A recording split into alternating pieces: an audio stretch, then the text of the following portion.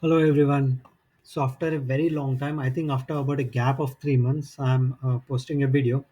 So as I mentioned in my previous blog, I've been working on this customized fabric web application that you see on the screen. So this application is developed as an SPA. So SPA stands for single page application. A bit of technical jargon on what an SPA is.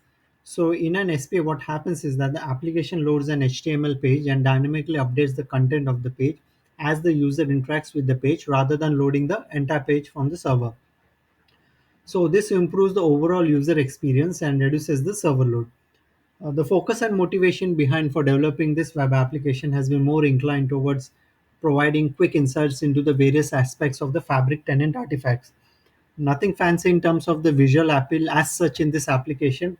At this stage, the priority is more on the functionality of the application and not the visual aspects. So the application might look a bit bland at this stage, but yeah, making the application visually appealing is definitely on the roadmap. Still, there is some amount of refinement left to be done from the functionality standpoint in the application. All right, so in this video, I will walk you through the various items of the semantic model module of the application and how different entities are displayed to the end user in a more meaningful way so that the user gets quick insights into the different aspects of a given semantic model. To get started, the user has to first authenticate his credential. So to do that, we'll have to navigate to the dashboard page.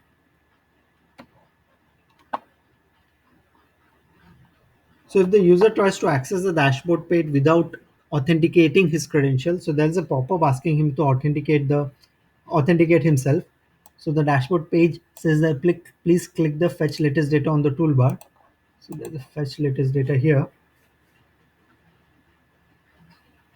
So this is a standard Entra-based two-factor SSO authentication that you use while authenticating to the Fabric web portal as well.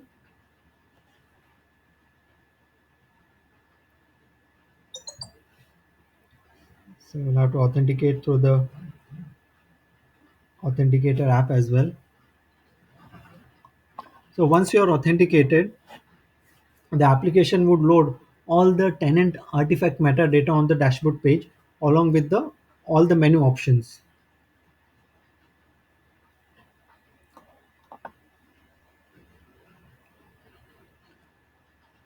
So this is the tenant dashboard and these are the menu options of the application. So I'll create a separate video to walk through the dashboard page, but just to show a little bit of different components of the dashboard. So what you see on the screen is the listing of the different artifacts and number of the items of the artifacts across the workspaces. So you can view the accesses of the workspaces by clicking the view user access options and clicking on one of the value will pop up the details of the user access for the given workspace.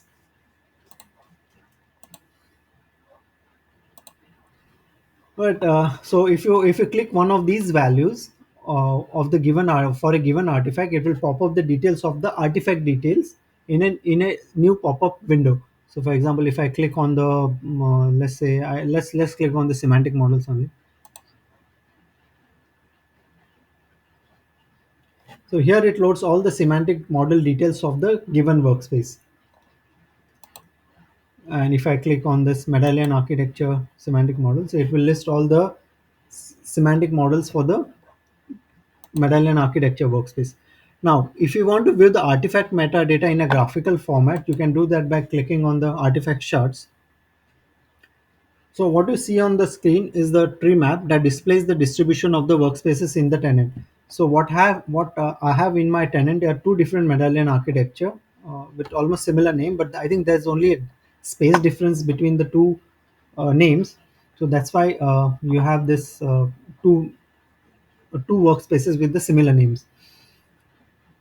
Right, the pie chart that you see at the bottom left, so that is independent of the workspaces, and it shows the total count of the artifact items existing in the tenant. For example, you have like 48 notebooks in the tenant. You have 23 lake houses. You have 44 semantic model, and you have like 22 pipelines. The pie chart on the bottom right shows the overall coverage of the different workspaces in the tenant in terms of percentage. For example, my underscore workspace covers 25.6% of the total workspaces on the tenant. while one of those medallion architecture workspace covers 32.4%, while the other medallion architecture workspace covers almost 27.38%. Also, you can drill down the artifact through this third tab.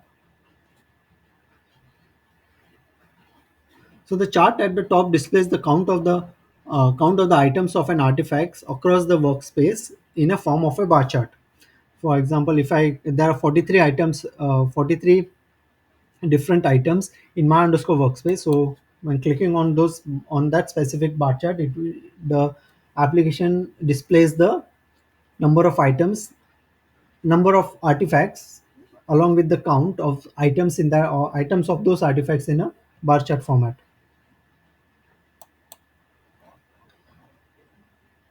The chart at the bottom can help you to kind of compare count of the items of different artifact types across the workspaces.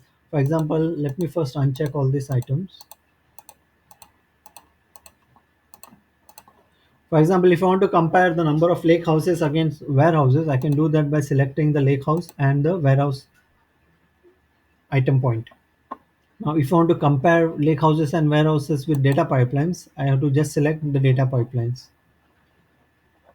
All right. So as I mentioned earlier, I'll be creating a separate in-depth walkthrough video on dashboard itself. All right. So let's focus on the main agenda of this video. So let's go back to the semantic models option. So if you see at the left in the menu option, there's a semantic model option in the menu. So selecting that option, you have this landing page that displays all the existing semantic model in the tenant in a tree format. All right, as you can see, there are quite a lot of them. So the listing also contains the semantic model that are native to the Fabric tenant. I mean, the semantic model that Fabric creates for various aspects for its internal operations. So I have a let's select one of those user created semantic model. I have a semantic model called AdventureWorks. Yeah, so I have an AdventureWorks semantic model. So let's focus on this semantic model. So as you can see, so we have this semantic model name here, the workspace under which the semantic model exists. The type, I mean, for this specific row, since the listing is related to the semantic model, so the type is semantic model, the table type, number of records, these are all irrelevant. Then we have the TMSL, the TMDL, and view properties. So let's expand this node. Okay, we don't have reports here. I think in other one of the other semantic models.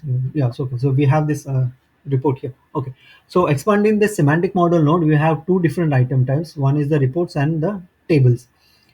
So like as I mentioned earlier, so we have these three columns called view TMSL, TMDL, and view model properties. So let's click the view TMSL option. So this option will display the TMSL properties in form of a tree format. So we have this TMSL data in a tree structure. For example, if you want to search for a given item, you can do that. Customer, I want to search for customer ID. Yeah, you can do that. And then we have different, yeah. So we have a bunch of M expressions as well.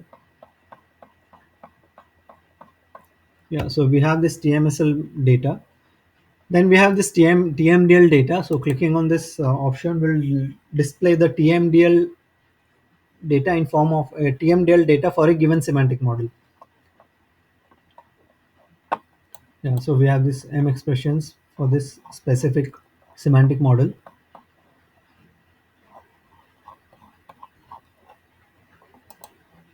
Then we have this model property. So basically this option displays the semantic model data, semantic model properties in form of a block chart. Okay, sometimes it happens that it doesn't load at the first instance, so we'll have to like retry again.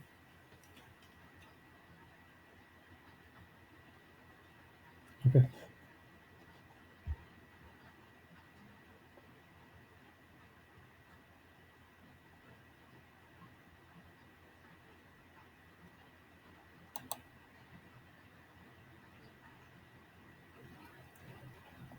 Okay, sorry, I zoomed out. Okay, let me zoom in. Okay, let me zoom out. Okay. So as you can see, so this this option displays all the relations of different entities for a given semantic model in form of a block chart. Say for example, we have the number of columns. So we have three columns used in this for this table product dim underscore product subcategory, and we have the m expressions that is used for this table, and then we have this dim underscore sales territory, and then we have three columns for this table. And apart from this, we can view the relationships also and hierarchy. So we have a measure called as an total products that belongs to dim underscore products table, and then we have an existing hierarchy for dim underscore products, and the items in those hierarchies are dim category, dim product category, and dim and product. Then we have the partitions, and we have the m expressions displayed here.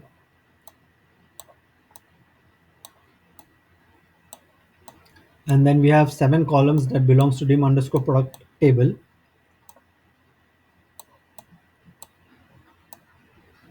And then also we can see the column properties for a given table. For example, if we here we can see the product id is int, the summer if the id, if the column is kind of a calculated column.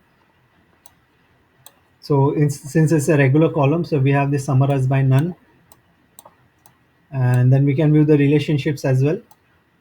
So we have like 10 relationships in this semantic model.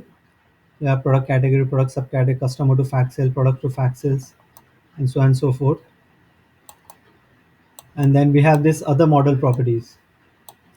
For example, any versions, and like the compatibility level, the culture.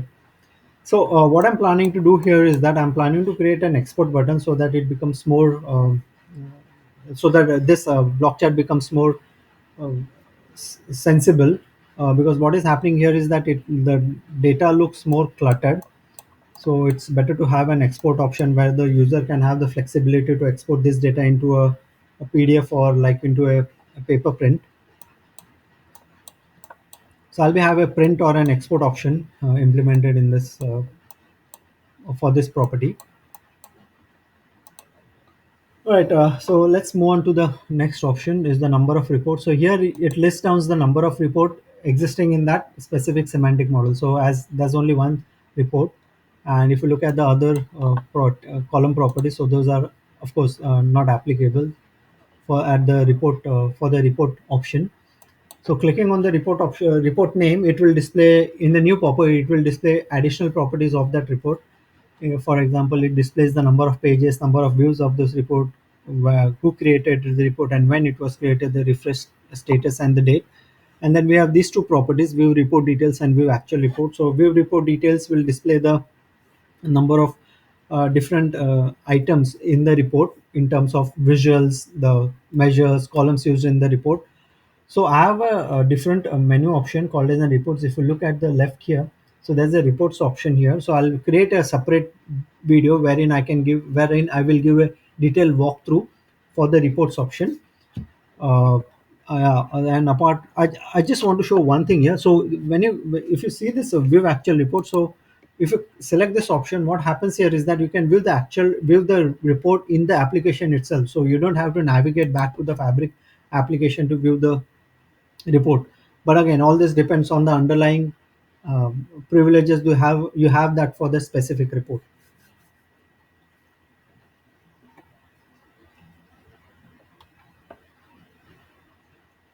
Yeah, so like we have like three clustered bar charts, and we have like what is this called, row card or something like that. Yeah. So yeah, so we can just like so yeah, the application displays a fully functional report. Just only thing is that it's just kind of a read only mode.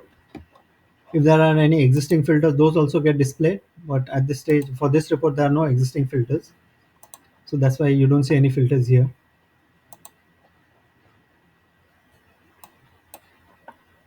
All right, so as I mentioned, I'll be creating a separate video giving a detailed walkthrough for the report section. Okay, let's move back to the semantic model. Yeah. And let's go to the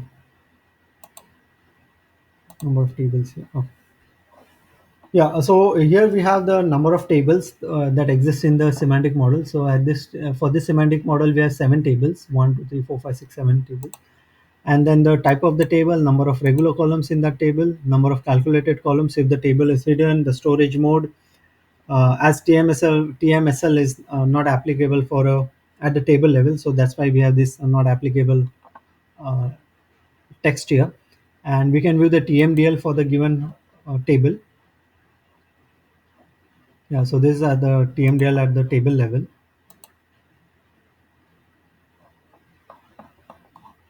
So again, we have this M expressions for the table, and again, of course, this is not applicable at the table level model properties.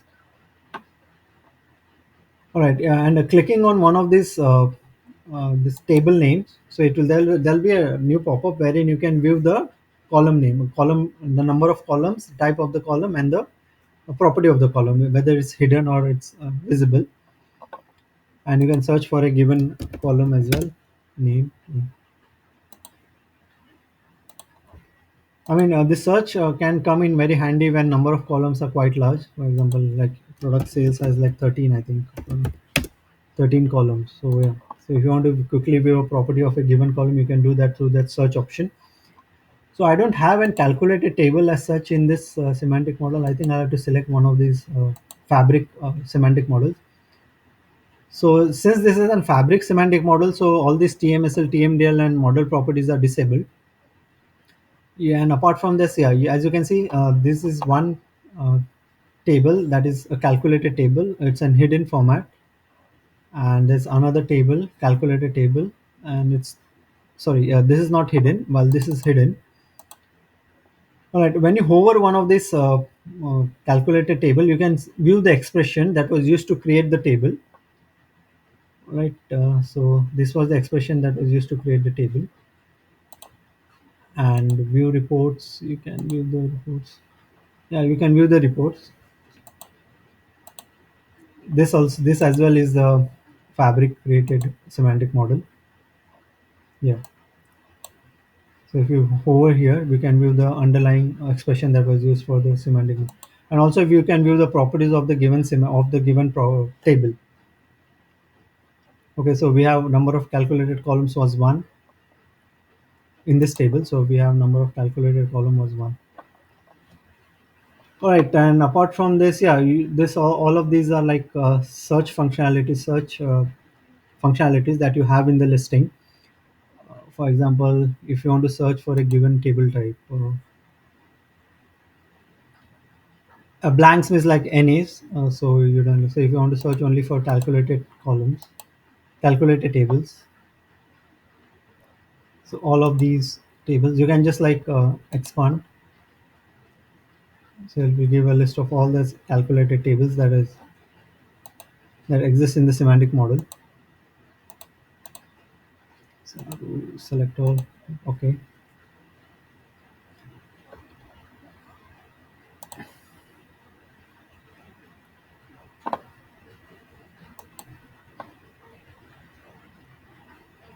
If you want to collapse them, you can just like use this collapse option here.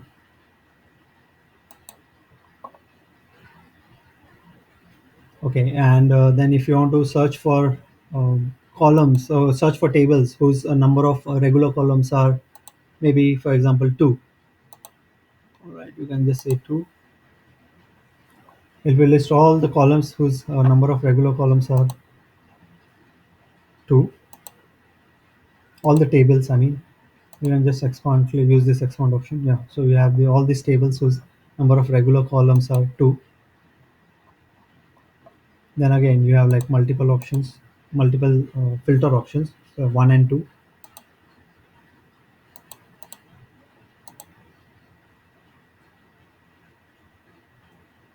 And if you want to search for a given filter the data only for a given workspace, you can use this filter option. For example, let's filter for my test workspace. Okay. Right, because these, let me collapse them. Okay. Okay, one interesting thing that you would see here is that now we have, though we have filtered on my test workspace is still displaying medallion architecture. Now you might ask why. The reason being that the underlying report that exists in the semantic model is deployed on my test workspace. Though the semantic model exists in medallion architecture workspace, the underlying report is deployed on a my test workspace. That's the reason it displays this semantic model. Right, and you can just select all. You can as well search as well. For example, let's my test workspace. You can search. Okay.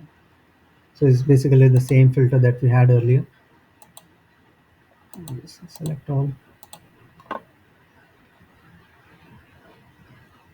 Yeah, and apart from this, yes, we have this paging option, and then if you want to display the like 10 items per page, you can do that.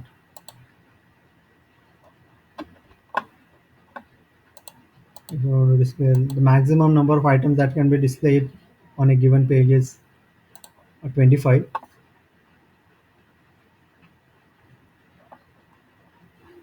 Collapse them. Yeah, that's about it about the semantic model. All right, so let's move on to the next option called as semantic analytics.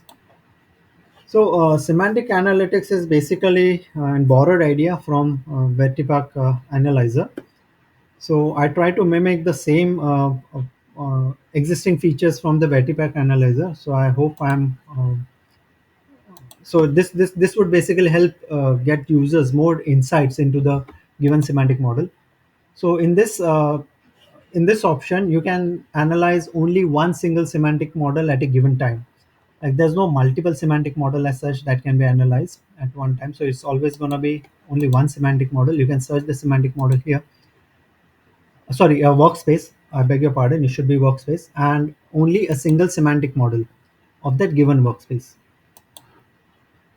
Okay. So you can't like select multiple semantic models, and same is the case with workspaces as well. So you can select only one single workspace and you can select a single semantic model of that selected workspace.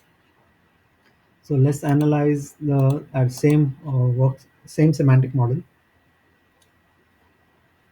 So what you have here is that the table name, then you have the row count, number of referential integrity violations, the table size, the hierarchies, the relationship size, the column size percent of the table size percent of the model, and the table row count percent of the model.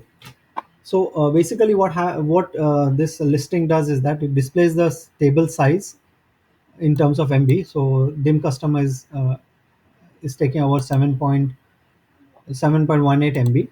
If there are any hierarchies, what's the size of the hierarchy? If they are in relationship, what's the size of this relationship? And this table is occupying the, uh, the the model size. How much model size is this table occupying in terms of percentages, and how much row count it's a row count of the model is this table occupying. So for example, here this table is occupying 13.5% of the total size of the model, and the row count is 7.2. And this table has an referential integrity violations. So there's only one single referential integrity violation. Let's expand this dim products. So as you can see, it's occupying the hierarchy is like 5.28% size, and the relationship size is 0.04%. So this table basically this row count. So you can even so this listing displays also the row count at the column level, the cardinality of the column level, and uh, how much size does this column occupy of the total size of the table. So here this column is occupying 11.07 MB of the 130.50 MB of the table size. Right, and this is column size is occupying, which constitutes to 8.5% of the total model table size, and it's not the table size of the model, and it's not the table row count of the model. Okay, and now if you want to visualize the same data in a graphical format, so there's another tab here called a semantic model table chart, similar to that the warehouse data we had in the dashboard page, right? So similar to that, so you can drill down into the given table. For example, let's drill down to the dim customers.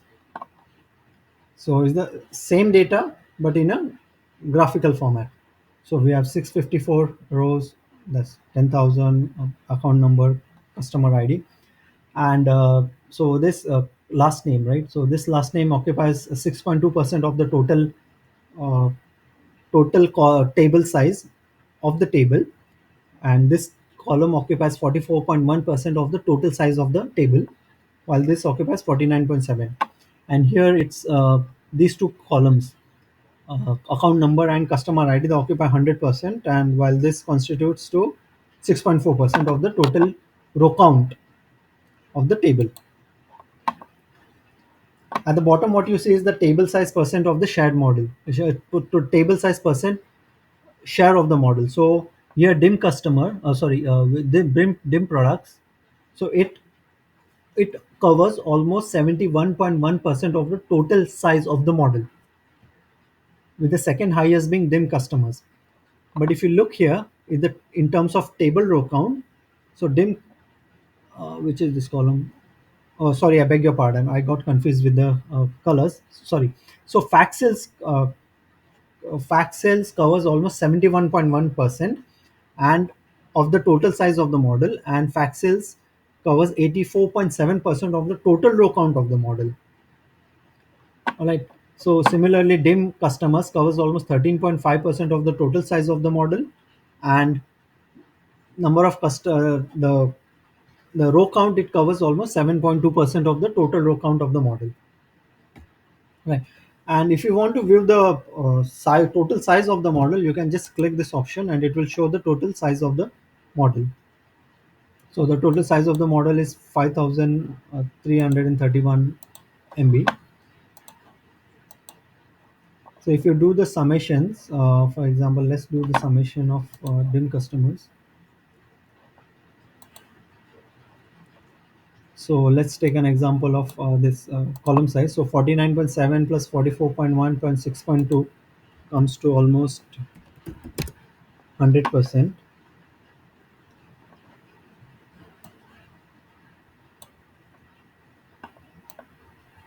So we got 49.7 plus 44.1 plus 6.2. So that comes to 100%. Let's take an column that is an hierarchy. Let's take this and let's do a total count for the columns in terms of size. So for example, we'll do 11.07 plus 1.95 plus 33.58 plus 26.41 plus 16.95 plus 18.21 plus 17. Oh, sorry, I think I made a mistake. Let me do that again. 11.07 plus 1.95 plus 33.58 plus 26.41 plus 16.95 plus 18, so 18 into 1 plus 17, yeah. Yeah, so it comes to 125.17. Now here you might ask why it is then 130.549. So we haven't taken into the consideration the hierarchy size. All right, so we have to add the hierarchy size. So 5.28. All right, and then we have 0.0.04. That comes to 130.49.